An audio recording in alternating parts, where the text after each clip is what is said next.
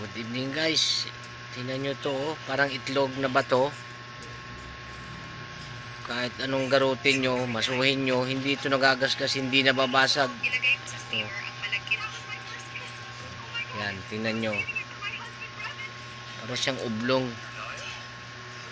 Hindi siya mabasag kahit anong garutin mo. Yan.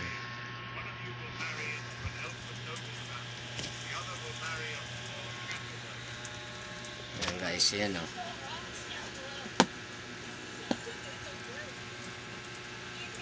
Ito. Tingnan nyo guys, oh. Binababad ko to sa tubig. Sabi nila magaling daw ang tubig inumin pag galing dito sa binabad na batong puti na to. May kasama pa yan dito sa buti. Yan o. Parang puting siya, parang bubo yung kasama niyan, puti. Napuputol yung buti, ayan puti na yan o. May kasama siyang brown. Kayang putulin yung bubog. Yan, nasa loob ng grapon.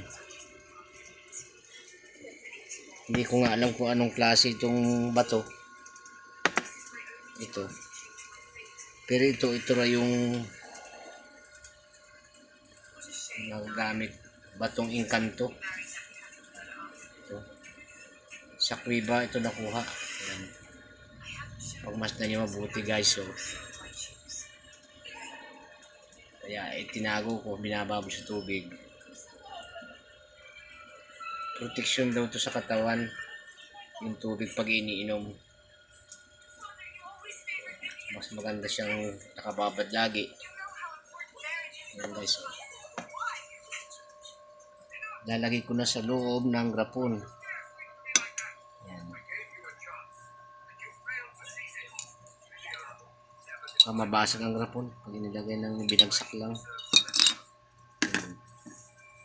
Sa loob na siya. Tapos yung tubig iinumin. Kaya malakas yung katawan ko. Hindi ako nangihina. Nakakatulong daw sa katawan to, pampalakas. Ayan. Yun guys, ayan, nakababad na naman. Oh. Ayan. Tapos dadagdagan ko siya ng tubig. Para hindi siya matuyuan. Ayan. Hindi siya matuyuan ng tubig. Ayan. Pupunuin ko. Yan guys. Tingnan nyo mabuti yan. Okay na. Puno na. Yan.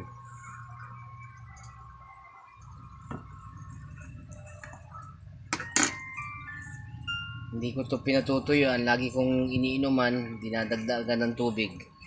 Tuwing inuman ko, lagi kong lalagyan.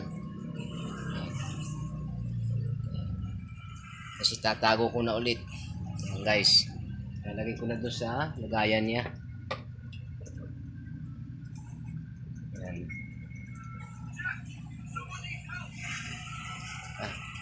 Nabutas yata. Tumutulo.